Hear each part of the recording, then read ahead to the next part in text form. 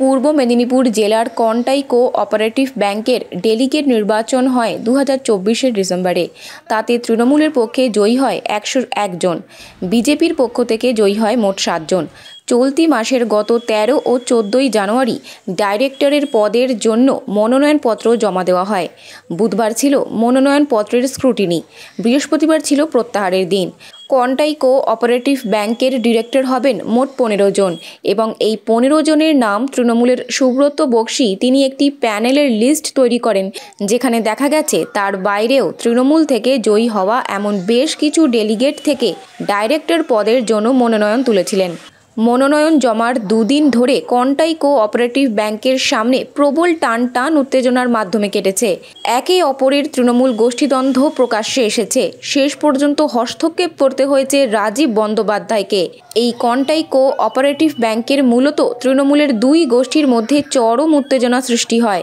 এক অখিল গিরি, দুই উত্তম বারিক। এই গোষ্ঠীদ্বন্দ্ব প্রকাশ্যে আসতেই গতকাল কন্টাই কো-অপারেটিভ ব্যাংকের ডিরেক্টর নিয়ে শেষ পর্যন্ত মুখ্যমন্ত্রী হস্তক্ষেপ করলেন।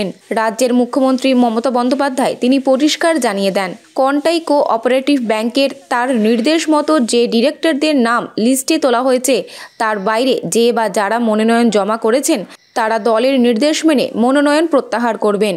সেই মতো আজ সকাল থেকে কন্টাই কো-অপারেটিভ ব্যাংকের সামনে একের পর এক ডাইরেক্টরের পদে মনোনয়নপত্র যারা তুলেছিলেন তারা যথারীতি এসে মনোনয়নপত্র প্রত্যাহার করলেন এবং এদের মধ্যে বেশ কয়েকজন তারা জেলার নেতৃত্বদের দোষারোপ করছেন। Kerography Professional presents nanoplastia, botox and keratin treatments for all hair types. Get smooth, shiny, tangle-free hair last up to 8 months. Call 7980823487 and pamper your hair with advanced nanotechnology. Stay gorgeous with Kerography.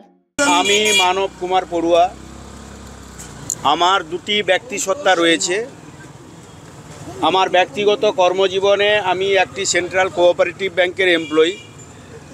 স্বাভাবিক কারণেই আমি একজন সমবায়ী হিসেবে নিজেকে মনে করে এবং আমাদের কন্টাই কোঅপারেটিভ ব্যাংকের শেয়ার হোল্ডার, তাই আমি নমিনেশন তুলেছিলাম এবং ড্রপিং করেছিলাম। গত 9 তারিখ আমাদের দলের একটি মিটিং আমাদের দলের রাজ্য সভাপতি সুব্রত বক্সী মহাশয় করেছিলেন। প্রতিনিধিত্ব করেছিলেন আমাদের দলের এই জেলার এমএলএ সহ সভাপতি সংগঠনের। তো স্বাভাবিক কারণেই সেখানকার সিদ্ধান্তের নির্যাস আমার কাছে সঠিকভাবে দলগতভাবে পৌঁছায়নি। সেই কারণেই গতকাল বাংলার মুখ্যমন্ত্রী দলের সুপ্রিমো মমতা বন্দ্যোপাধ্যায় দলীয় নির্দেশ দিয়েছেন। আমার দ্বিতীয় সত্তা সেটা হচ্ছে আমি একজন আমার দলের নির্বাচিত জনপ্রতিনিধি। স্বাভাবিক কারণেই দলের সুপ্রিমো বাংলার মুখ্যমন্ত্রী মমতা বন্দ্যোপাধ্যায়ের নির্দেশকে পাথেয় করে আমি আমার সেই নমিনেশন তোলার জন্য এসেছি, অর্থাৎ নেত্রীর নির্দেশ পালন করার জন্যই এসেছি। যোগ্য অযোগ্য নিয়ে বড় কথা নয়, আমরা দলের অনুগত শৃঙ্খলাপরায়ণ কর্মী। সর্বময় সর্বোচ্চ নেত্রী বাংলার মুখ্যমন্ত্রী মমতা বন্দ্যোপাধ্যায় বলেছেন। এটাতে আমার কোনো কষ্ট কিংবা দুঃখ নয়। দুঃখ কষ্ট এটাই যে আমাদের এই পূর্ব মেদিনীপুর জেলার সামান্য একটি সমবায় ব্যাংকের নির্বাচনে বাংলার মুখ্যমন্ত্রী মমতা বন্দ্যোপাধ্যায়কে হস্তক্ষেপ করতে হলো।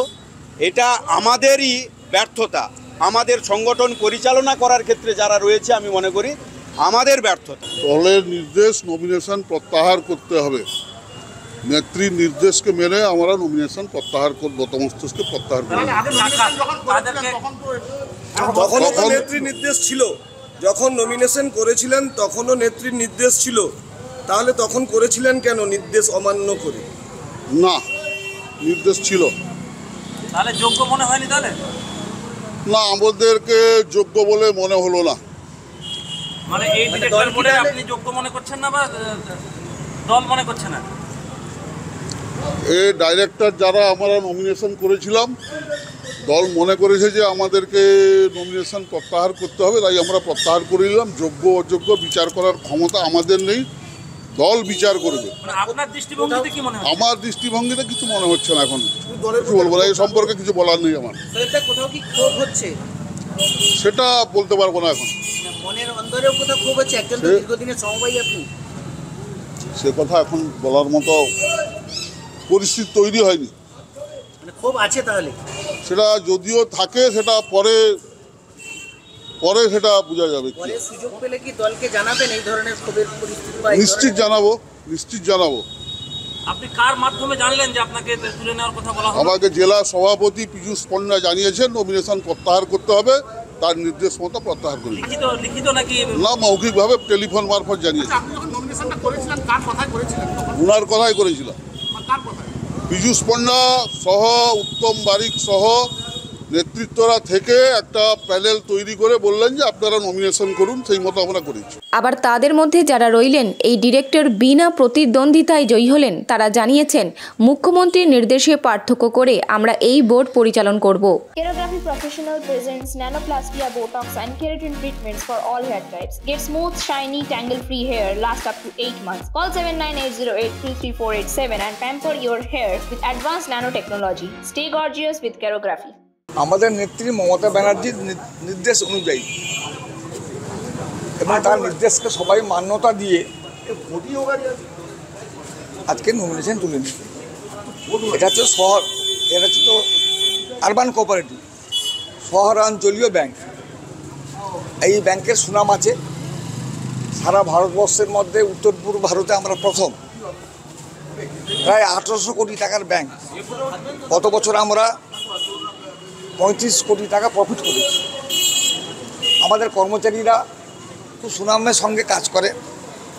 আর সমবায়ের মূল লক্ষ্য হচ্ছে ভারতের যে গরিব মানুষকে, পিছিয়ে পড়া মানুষকে সামনে আনা এবং অর্থনীতি মজবুত করা, এটাই মূল কাজ। আর আমাদের কাজ হবে শেয়ার হোল্ডারদের স্বার্থ রক্ষা করা আর অর্থনৈতিক প্রতিষ্ঠানকে আরও সমৃদ্ধি করা, এটাই আমাদের মূল কাজ।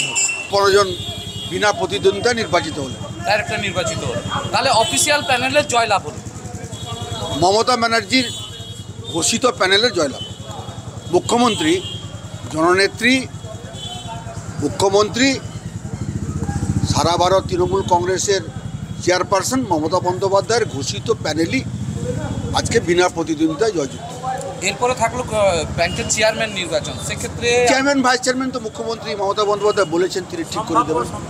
না, মুখ্যমন্ত্রী মমতা বন্দ্যোপাধ্যায় যা নির্দেশ দেবেন সেটা আমরা অক্ষরে অক্ষরে পালন করব।